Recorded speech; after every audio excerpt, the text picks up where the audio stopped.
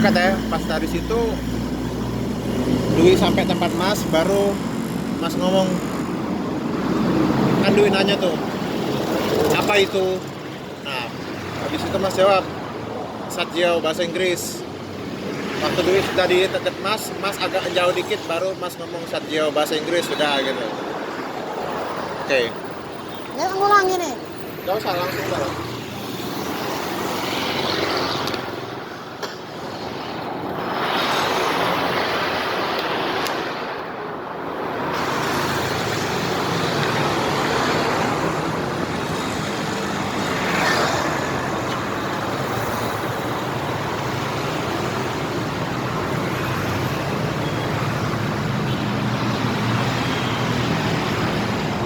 Apa sih itu?